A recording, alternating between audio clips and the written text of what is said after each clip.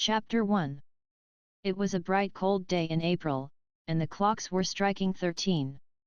Winston Smith, his chin nuzzled into his breast in an effort to escape the vile wind, slipped quickly through the glass doors of Victory Mansions, though not quickly enough to prevent a swirl of gritty dust from entering along with him. The hallway smelt of boiled cabbage and old rag mats. At one end of it a colored poster, too large for indoor display, had been tacked to the wall. It depicted simply an enormous face, more than a meter wide, the face of a man of about 45, with a heavy black mustache and ruggedly handsome features. Winston made for the stairs. It was no use trying the lift.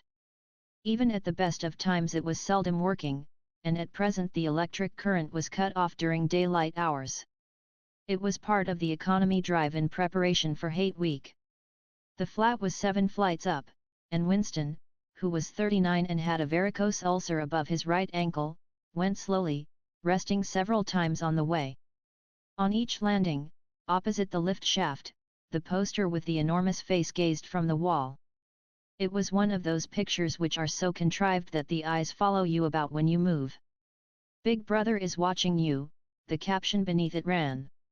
Inside the flat a fruity voice was reading out a list of figures which had something to do with the production of pig iron. The voice came from an oblong metal plaque like a dulled mirror which formed part of the surface of the right-hand wall. Winston turned a switch and the voice sank somewhat, though the words were still distinguishable. The instrument, the telescreen, it was called, could be dimmed, but there was no way of shutting it off completely. He moved over to the window, a smallish, frail figure, the meagerness of his body merely emphasized by the blue overalls which were the uniform of the party. His hair was very fair, his face naturally sanguine, his skin roughened by coarse soap and blunt razor blades and the cold of the winter that had just ended. Outside, even through the shut window pane, the world looked cold. Down in the street little eddies of wind were whirling dust and torn paper into spirals, and though the sun was shining and the sky a harsh blue, there seemed to be no color in anything, except the posters that were plastered everywhere. The black mustachioed face gazed down from every commanding corner. There was one on the house front immediately opposite. "Big Brother is watching you," the caption said, while the dark eyes looked deep into Winston's own. Down at street level another poster, torn at one corner, flapped fitfully in the wind, alternately covering and uncovering the single word Ingsoc. In the far distance a helicopter schemed down between the roofs, hovered for an instant like a blue bottle, and darted away again with a curving flight. It was the police patrol, snooping into people's windows. The patrols did not matter, however. Only the thought police mattered. Behind Winston's back the voice from the telescreen was still babbling away about pig iron and the overfulfillment of the 9th three-year plan. The telescreen received and transmitted simultaneously. Any sound that Winston made, above the level of a very low whisper, would be picked up by it. Moreover, so long as he remained within the field of vision which the metal plaque commanded, he could be seen as well as heard. There was of course no way of knowing whether you were being watched at any given moment. How often, or on what system, the thought police plugged in on any individual wire was guesswork. It was even conceivable that they watched everybody all the time. But at any rate they could plug in your wire whenever they wanted to. You had to live, from habit that became instinct in the assumption that every sound you made was overheard, and, except in darkness, every movement scrutinized. Winston kept his back turned to the telescreen. It was safer, though, as he well knew, even a back can be revealing. A kilometer away the Ministry of Truth, his place of work, towered vast and white above the grimy landscape. This, he thought with a sort of vague distaste, this was London, chief city of Airstrip 1, itself the third most populous of the provinces of Oceania. He tried to squeeze out some childhood memory that should tell him whether London had always been quite like this. Were there always these vistas of rotting 19th-century houses, their sides shored up with balks of timber, their windows patched with cardboard and their roofs with corrugated iron, their crazy garden walls sagging in all directions? And the bombed sites where the plaster dust swirled in the air and the willow herb straggled over the heaps of rubble, and the places where the bombs had cleared a larger patch and there had sprung up sordid colonies of wooden dwellings like chicken houses? But it was no use, he could not remember, nothing remained of his childhood except a series of bright lit tableaus occurring against no background and mostly unintelligible. The Ministry of Truth Mini-True, in Newspeak was the official language of Oceania. For an account of its structure and etymology see Appendix. Was startlingly different from any other object in sight. It was an enormous pyramidal structure of glittering white concrete, soaring up, terrace after terrace, 300 meters into the air. From where Winston stood it was just possible to read, picked out on its white face in elegant lettering, the three slogans of the party. War is peace. Freedom is slavery. Ignorance is strength. The Ministry of Truth contained, it was said, 3,000 rooms above ground level, and corresponding ramifications below. Scattered about London there were just 3 other buildings of similar appearance and size. So completely did they dwarf the surrounding architecture that from the roof of Victory Mansions you could see all 4 of them simultaneously. They were the homes of the 4 ministries between which the entire apparatus of government was divided. The Ministry of Truth, which concerned itself with news, entertainment, education, and the fine arts. The Ministry of Peace, which concerned itself with war. The Ministry of Love, which maintained law and order. And the Ministry of Plenty, which was responsible for economic affairs. Their names, in Newspeak, Mini-True, Mini-Pax, Mini-Love, and Mini-Plenty. The Ministry of Love was the really frightening one. There were no windows in it at all. Winston had never been inside the Ministry of Love, nor within half a kilometer of it. It was a place impossible to enter except on official business, and then only by penetrating through a maze of barbed wire entanglements, steel doors, and hidden machine gun nests. Even the streets leading up to its outer barriers were roamed by gorilla-faced guards in black uniforms, armed with jointed truncheons. Winston turned round abruptly. He had set his features into the expression of quiet optimism which it was advisable to wear when facing the telescreen. He crossed the room into the tiny kitchen. By leaving the ministry at this time of day he had sacrificed his lunch in the canteen, and he was aware that there was no food in the kitchen except a hunk of dark-colored bread which had got to be saved for tomorrow's breakfast. He took down from the shelf a bottle of colorless liquid with a plain white label marked Victory Gin. It gave off a sickly, oily smell, as of Chinese rice spirit.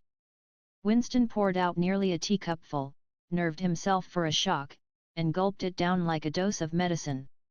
Instantly his face turned scarlet and the water ran out of his eyes. The stuff was like nitric acid, and moreover, in swallowing it one had the sensation of being hit on the back of the head with a rubber club. The next moment, however, the burning in his belly died down and the world began to look more cheerful. He took a cigarette from a crumpled packet marked Victory Cigarettes and incautiously held it upright, whereupon the tobacco fell out onto the floor. With the next he was more successful. He went back to the living room and sat down at a small table that stood to the left of the telescreen. From the table drawer he took out a pen holder, a bottle of ink, and a thick, quarto-sized blank book with a red back and a marbled cover. For some reason the telescreen in the living room was in an unusual position. Instead of being placed, as was normal, in the end wall, where it could command the whole room, it was in the longer wall, opposite the window. To one side of it there was a shallow alcove in which Winston was now sitting, and which, when the flats were built, had probably been intended to hold bookshelves. By sitting in the alcove, and keeping well back, Winston was able to remain outside the range of the telescreen, so far as sight went. He could be heard, of course, but so long as he stayed in his present position he could not be seen. It was partly the unusual geography of the room that had suggested to him the thing that he was now about to do. But it had also been suggested by the book that he had just taken out of the drawer. It was a peculiarly beautiful book. Its smooth creamy paper, a little yellowed by age, was of a kind that had not been manufactured for at least 40 years past. He could guess, however, that the book was much older than that. He had seen it lying in the window of a frowsy little junk shop in a slummy quarter of the town, just what quarter he did not now remember, and had been stricken immediately by an overwhelming desire to possess it. Party members were supposed not to go into ordinary shops, dealing on the free market, it was called, but the rule was not strictly kept, because there were various things, such as shoelaces and razor blades, which it was impossible to get hold of in any other way. He had given a quick glance up and down the street and then had slipped inside and bought the book for $2.50. At the time he was not conscious of wanting it for any particular purpose. He had carried it guiltily home in his briefcase. Even with nothing written in it, it was a compromising possession. The thing that he was about to do was to open a diary. This was not illegal, nothing was illegal, since there were no longer any laws, but if detected it was reasonably certain that it would be punished by death, or at least by 25 years in a forced labor camp. Winston fitted a nib into the pen holder and sucked it to get the grease off. The pen was an archaic instrument, seldom used even for signatures, and he had procured one, furtively and with some difficulty, simply because of a feeling that the beautiful creamy paper deserved to be written on with a real nib instead of being scratched with an ink pencil. Actually, he was not used to writing by hand. Apart from very short notes, it was usual to dictate everything into the speak-write, which was of course impossible for his present purpose. He dipped the pen into the ink and then faltered for just a second. A tremor had gone through his bowels. To mark the paper was the decisive act. In small clumsy letters he wrote, April 4, 1984. He sat back. A sense of complete helplessness had descended upon him. To begin with, he did not know with any certainty that this was 1984. It must be round about that date, since he was fairly sure that his age was 39, and he believed that he had been born in 1944 or 1945, but it was never possible nowadays to pin down any date within a year or two. For whom, it suddenly occurred to him to wonder, was he writing this diary? For the future, for the unborn. His mind hovered for a moment round the doubtful date on the page, and then fetched up with a bump against the newspeak word doublethink. For the first time the magnitude of what he had undertaken came home to him.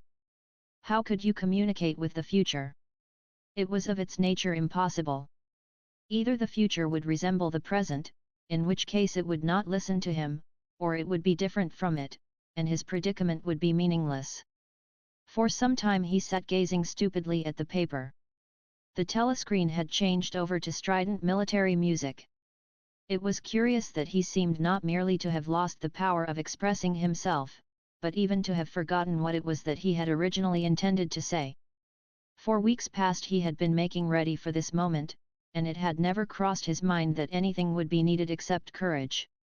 The actual writing would be easy.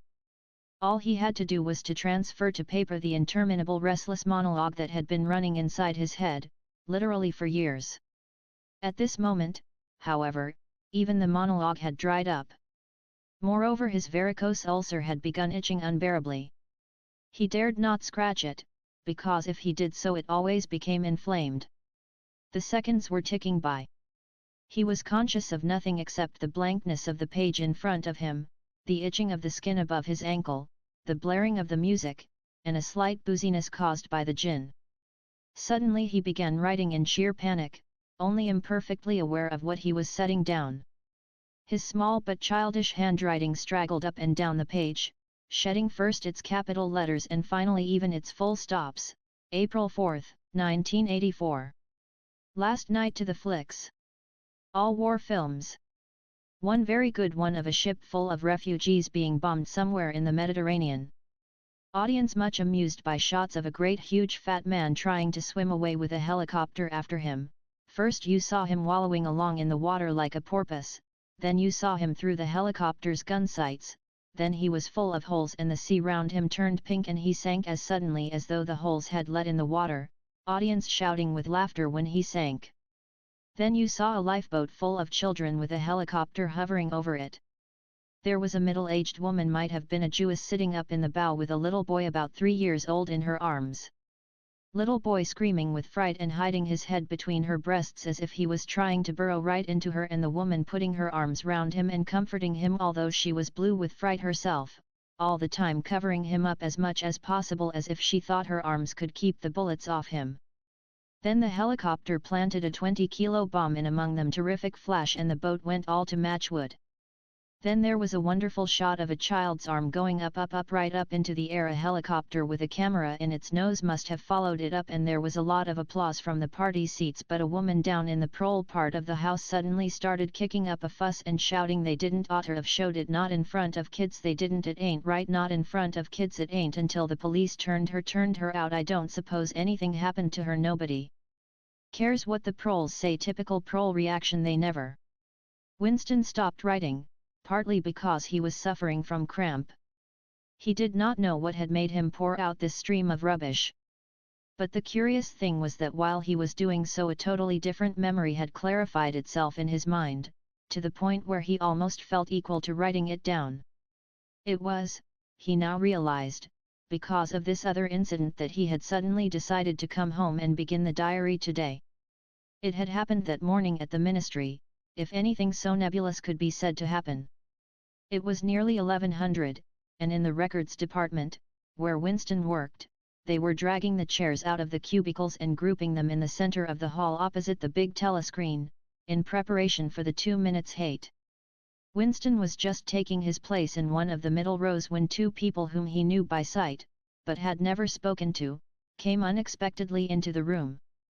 One of them was a girl whom he often passed in the corridors.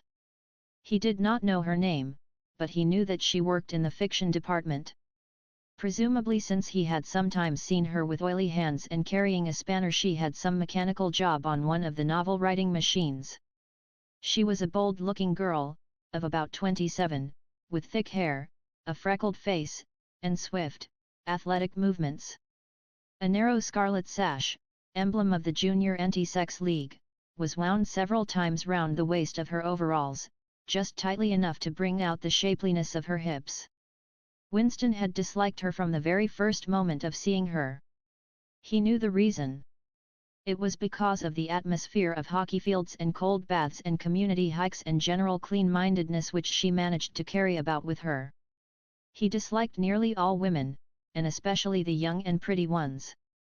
It was always the women, and above all the young ones, who were the most bigoted adherents of the party, the swallowers of slogans, the amateur spies and nosers out of unorthodoxy. But this particular girl gave him the impression of being more dangerous than most.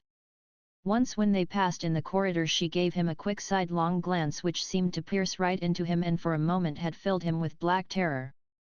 The idea had even crossed his mind that she might be an agent of the thought police. That, it was true, was very unlikely. Still, he continued to feel a peculiar uneasiness, which had fear mixed up in it as well as hostility, whenever she was anywhere near him. The other person was a man named O'Brien, a member of the inner party and holder of some post so important and remote that Winston had only a dim idea of its nature. A momentary hush passed over the group of people round the chairs as they saw the black overalls of an inner party member approaching. O'Brien was a large, burly man with a thick neck and a coarse, humorous, brutal face. In spite of his formidable appearance, he had a certain charm of manner. He had a trick of resettling his spectacles on his nose which was curiously disarming in some indefinable way, curiously civilized. It was a gesture which, if anyone had still thought in such terms, might have recalled an 18th-century nobleman offering his snuff-box.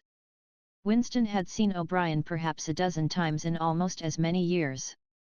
He felt deeply drawn to him, and not solely because he was intrigued by the contrast between O'Brien's urban demeanor and his prize-fighter's physique. Much more it was because of a secretly held belief, or perhaps not even a belief, merely a hope that O'Brien's political orthodoxy was not perfect.